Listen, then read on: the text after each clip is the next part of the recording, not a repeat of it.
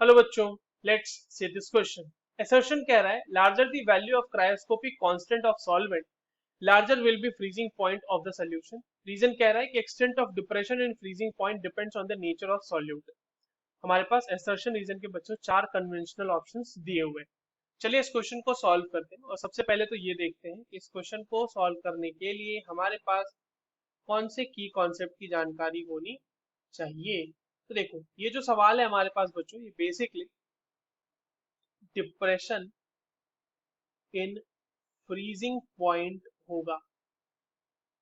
ठीक है, अब समझिए, हमारे पास क्रायोस्कोपिक कांस्टेंट के बारे में पहले बात करी थी, तो वो देख लेते हैं। डिप्रेशन इन फ्रीजिंग पॉइंट को अगर हम लिखे बच्चों, तो delta T F is equal to K into molality होती है।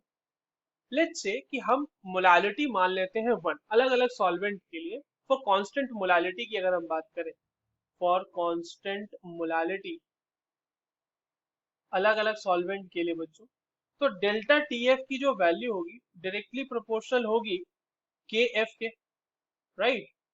तो के एफ से ज्यादा अगर है, के एफ की वैल्यू अगर ज्यादा है, डेल्टा टीएफ की वैल्यू ज्यादा है।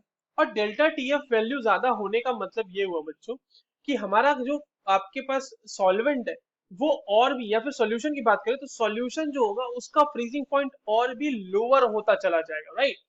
तो इसका हो जाएगा lower will be, lower will be the freezing point, मतलब और भी कम होता जाएगा फ्रीजिंग पॉइंट।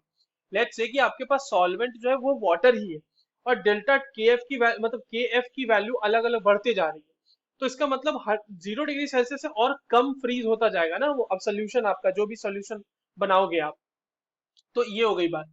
तो जो असर्शन स्टेटमेंट कह रहा है बच्चों कि larger the value of cryoscopic constant of the solvent larger will be freezing point of the solution, नहीं, ये स्मॉलर हो जाएगा, या फिर मतलब लार्जर नहीं, smaller will be the freezing point of the solution, क्योंकि डेल्टा टीएफ की वैल्यू उतनी ज्यादा आ जाएगी। ठीक है, तो पहला स्टेटमेंट तो हमारा गलत है असर्शन। नाउ रीजन स्टेटमेंट पे आते हैं। रीजन स्टेटमेंट कह रहा है कि extent of depression in freezing point depends on the nature of solute. देखिए, फ्रीजिंग पॉइंट जो है बच्चों वो एक कॉलिगेटिव प्रॉपर्टी है, या डिप्रेशन इन फ्रीजिंग पॉइंट जो है वो एक कॉलिगेटिव प्रॉपर्टी है। और कॉलिगेटिव प्रॉपर्टी जो होता है वो सिर्फ और सिर्फ डिपेंड करता है, depends upon number of particles, number of particles पे वो डिपेंड करता है, number of particles of solute. तो उसके नेचर पे डिपेंड करेगा तो उसका कोई सीन नहीं है। सो रीजन स्टेटमेंट भी हमारा गलत है। So the correct answer for this question will be option 4, both assertion and reason are false. I hope you understood this well. All the very best.